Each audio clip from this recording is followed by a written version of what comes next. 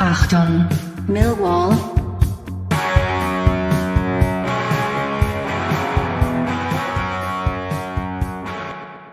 Good morning, one and all. Good morning, dear listeners. Welcome to a postscript Achtung Millwall. Following Neil and my conversation yesterday in the aftermath of that fantastic 2-0 win at Watford, I got a really good post-match report from our regular John Rankin, which I thought was too good to waste. So I thought I'd just do a little postscript show. Yeah, so I'm going to cut away now to listen to John's post-match report from Vicarage Road yesterday. We'll be back after John has given us his thoughts. Achtung, Millwall. Hi Nick, John Rankin here, just calling in with a match report after our fantastic victory at Vicarage Road. Watford 0, Millwall 2. Where do I start with that? What a day to be a travelling away supporter. We took 1,600 to Watford and it was just fabulous. From word go, we were at Watford, we were right in their faces. First 10 minutes, we had the ball, we kept the ball, we played in Watford's half and it unsettled them. There were a few big moments in that first half. George Saville got booked, but the reason he got booked was he took out J. Pedro, who was their talisman, number 10. The Watford commentators were bigging him up before the game, so he was gone and off, which was fortuitous. The main threats that Watford had was their front attackers, the number 7, the number 23. The number 7's a kid from Aston Villa on loan, and he was dangerous. And he was slicing through our midfield, but we held tight, and we kept them out. But they really only had sort of little spells of danger. We totally dominated the first half. We created a lot of chances, but we were all getting a bit fidgety because we were dominating possession, dominating chances, but we weren't getting a goal out of all those chances. And then a fantastic event, if you like, for Millwall and for Andreas Vogelslammer. Vogie scored his first debut goal for Millwall, and what a great goal it was. It was from a throw-in, and there was a little bit of head tennis. I think Bradshaw played him in, and he slotted it into the corner of the net, I think from the edge of the penalty box or just inside the penalty box, and we were 1-0 up, and we just went into absolute raptures at the away end. I've got to say, our crowd today was just enormous. We took 1,600 and the noise we were making was phenomenal. The Monks chant rang out and it deafened me, and I was in amongst it. God knows how it must have felt to those Watford supporters. So that was the first half, really. Plenty of possession, plenty of chances. Everyone played well. Watford obviously had some very, very good technical players, but we did a job on them. There was a lot of niggle. There was a lot of stick being put about. Cooper and the number 7 had a little off-the-ball scuffle or an off-the-ball clash, and the number 7 come off second best. A lot of Watford players were going down injured, and they were starting to get very frazzled. You could see that they were getting frustrated, and we did a job in the first half. Second half came along, more of the same. I mean, it was absolutely fantastic. Watford had a man sent off early doors for just frustration, and he was through on goal, and Danny Mack blocked him and tackled him, and he lost the ball and then got it back and lost it again, and he pushed Danny Mack over and stamped on him, and he got a red card. And obviously that just set us absolutely alight in the away end, and we were loud, aggressive, robust. There was fantastic chanting going on, and I think our players thrived off it. They really did. We got ourselves back into the game. Watford went 5-5. They just dropped 5 at the back and 5 across the midfield. And I thought, well, it's going to be difficult to play against that, and it was. They played themselves back in the game. There were a few scary moments. I've got to say, in the first half, Watford had what I thought was a pretty solid penalty claim turned down by the ref. But, you know, the Watford players were indulging in a lot of histrionics, so maybe there was a bit of justice. Tyler Bury came off after 60 minutes, and I've got to say, he put in a real shift for us. Bury and Vogelslammer, combined with their two partners at the back, Murray Wallace on the left and Danny Mack on the right, and they really worked hard. Tyler Bury tracked back, he tackled, he held the ball up the front, he showed a few little flashes of brilliance, but he played very, very well, as did Andreas Vogelslammer, who was just a complete engine. We've developed a new chant now. We've got a big fucking German, big fucking German. We've got a big fucking German. So I don't know what he makes of that, but it was echoing around the ground. Bury and Vogie got substituted in about the 60th minute. On came Honeyman and Shackleton, who made a fantastic contribution. Really slotted in nicely, and Rowett went amazingly 4-5-1. You know, he didn't drop to a back five, and we soaked up a little bit of pressure, and then that man, the Bermondsey Bergkamp, Zian Fleming, Murray Wallace won a free kick with a lovely bit of assertive kind of wing play, really. He went through a gap in two players and they brought him down, and you could see Fleming was up for it. It was right out on the flank, and he levered it, put a lot of swaz on it, it span in.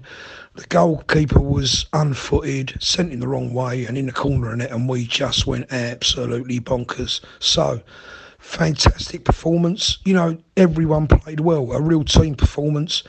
Billy Mitchell and George Saville were really, really good in the midfield.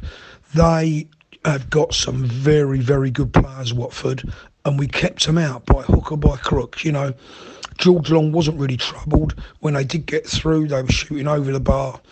And we totally dominated it. We could have been, you know, 3 or 4 goals up. So a fantastic away day. And if we can only develop that attitude and that form, we can do something here. We really can in this division, because it's beginning to work now. I remember seeing Vogelslammer when he was first in the team, and you know, he was running down the channels and not running onto balls, and they weren't really linking up, but he's coming on leaps and bounds, old Vogie. Tyler Bury's needs to work on his fitness. He kind of blew up after 60 minutes, but you can't blame the kid because he worked his socks off. Cooper had a good game, Hutchinson had a good game, everyone played well. Tom Bradshaw, just where he gets his energy from, I don't know. And Zian Fleming was running the game, really. People say, oh, he's a bit quiet, but if you watch what he's doing off the ball, you know, the spaces he runs into, the little balls he plays, and he's beginning to turn over possession as well in the middle. You know, we've got the makings of a good side there. So I'm very optimistic. We go on to, I think, Bristol on Thursday. So come on, you Lions. Achtung, Millwall. Huge thank you to John there. I think that's a great match report. I thought it also might be interesting, just in the aftermath of yesterday's win, possibly the best performance of the season. I think it tops the one at Preston by some distance. For me, I thought I'd have a quick review of some of the comments that caught my eye from Twitter. There's a wonderful starter here from a Watford fan, Pat McNicholas. Huge thanks to Pat McNicholas for the backhanded compliment. He says, Millwall know what they're doing. This has got malevolence written right down the middle of it, like a stick of rock. Malevolence. Millwall know what they're doing. They take out our best players. They wind up our hotheads. They've played this beautifully, a scummy little cub throughout. That's wonderful. I just thought that's a great match summary of one of the best performances. A few replies here. Phil Clark has big shout out to Phil actually for organising that tribute to Lee Evans yesterday. Well done, Phil. But Phil replies to Patrick, rather than looking too far away from home, you may want to question why from minute one your players were just not up for it. That was what really struck me too, Phil. You know, for the expensively assembled side, managed by a name manager, one that's always touted as one of the top level in our championship. I thought they were really, really poor. Both games we've played against them, they've looked very much second best to a Millwall side that was on blistering form yesterday. Block 10 CBL replies back to Patrick. It was beautiful, wasn't it? Beautiful. One of our best performances. Scummy is a bit mild though. Come on, you can do better than that. Says Block 10 CBL. Nice one there. JP Millwall 2 poses a great question, which I think probably deserves a bit of debate actually. He asks, has anyone had a better immediate impact on our team than Zian Fleming? The only one that JP can think of, and I think I've probably got to agree with him, was Chris Wood. Going back, 10 years? 10 plus years now. I can't think of a better player we've had in years, says JP. Enjoy it while it lasts, says the cynical Millwall fan coming out. I mean, I suppose, as Neil and I have said a few times on our conversations, the business model for Millwall Football Club has to be to find talent and sell it at profit. And, Zian is obviously now, I think he's in the top scorer for the championship of this season so far. He's always joint top, 10 goals. He's going to start catching the eye at some stage. Let's hope we can get at least the season with him. And who knows where that season will finish. I'm trying to think of a player that's had a better immediate impact coming straight in, and it's hard to get past Chris Woods off the top of my head. Can you think of one, dear listeners? I'm not sure I can. Mike Hayden, one of them. I haven't spoken to Mike for a little while. Got to catch up soon, Mike, if you're listening. He posts arguably the best performance of the season. I would agree with that. Other than maybe the 3-0 at home against Watford. Please for Vogie. He deserved that. That was great to see. We dominated the whole game. Very comfortable against the side above us, Merry Milmas. Milmas.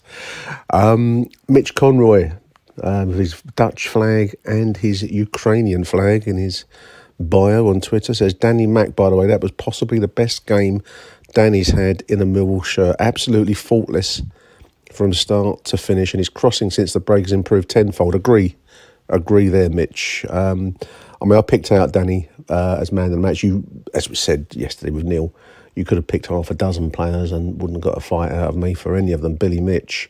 I thought Tom Bradshaw up front. I mean, I've just looked at the YouTube clips of the game yesterday, which are very minimal. Barely showed any of the chances other than the goals and the sending off. But there we are. I suppose you've got to pay your money and watch the club's footage for that if you want to get more. But I thought that Tom Bradshaw's work yesterday was top on. Vogelslammer. I mean, getting me at it now. Vogelslammer, top performance. There's nothing that you can pick it apart really. Billy Mitchell though says Mitch, best player on the pitch. He says. So I thought we'd have a quick run through the remainder of the Twitter comment. Let's have a quick look here what we got here. We'll just do a couple more here. We've got one from Paul Chewy Louis 0707. Millwall win and go 6. Thumbs up. Palace spanked. They got beat 3-0, didn't they? So thumbs up. West Ham spanked. They got badly beaten actually in the end at Arsenal. I thought they started okay last night. I watched it on the Amazon. But now they're at 1 point off the bottom 3, having gone down with a 3-1 loss, which makes a great Christmas, as Paul says rightly. Joe Zampa, big shout out to Joe. Bit of shithouser at its finest. We're talking about Danny working that sending off. He got a little clip of it from the telly here. Danny steps across the 14 as he's running back from coming in on the goalkeeper, on Jules Long, who reacts very badly. That's a right silly challenge from that 14. I would do my nut. I think I read that Bilic did have a word. I imagine it will be a few crosswords with the boy in the dressing room. Danny's worked it well. He's gone down like a ton of bricks on a fairly mild, wasn't even a forearm smash. Mick McManus would have been embarrassed for that at the Catford Town Halls back in the day. There we are. Steve Salis, that's the best Millwall FC performance I've seen in years, says Steve. It's a very good performance in years, I suppose. It's up there with some of the best anyway. Utterly, completely dominated from start to finish. Great football, biting in midfield, measured play, committed players. Proud to see Billy Mitch and Danny Mack play so well. Saves the club fortunes, that's true. And finally, one last one. Big shout out to Jimmy Webb out there in Perth, watching the Big Bash League. The Perth Scorchers, shout out to the Perth Scorchers in the Big Bash Aussie League cricket, he's watching Millwall on his phone at the same time as watching the cricket. That's a nice little combo you got there, Jim. Take my hat off to you there, mate. So there we are, one of the best performances in a long time. Years, possibly. Certainly we're set fair now in 6th spot. We've got a big game coming up against Bristol Thursday night. Big thank you to John for sending in that match report. I had to use it. Couldn't just let it go. And if you want to send in your match reports to me, listeners, give us a shout on Twitter. I'll send you my mobile phone. I don't want to stick I keep saying this, don't I? My mobile phone out on general release, because you get all sorts of weirdos and cranks after you. But if you do want to send me a voice note, post-match, match report, thoughts, give me a shout. I'm going to wind down that answer phone. It doesn't get used enough. So if you do want to send me stuff, then I'll send you my mobile number privately on Twitter. And you can just send me a voice note. It's always better quality anyway that way than the voice recorder. Anyway, a little post-game, little dainty after this interview with Neil. So big thank you to John for sending that to me. Big thank you to you too, dear listeners, for listening to this extra show. Until Thursday night at the Den, it's Arrivederci Millwall. Thanks for listening. Bye for now. Achtung, Millwall.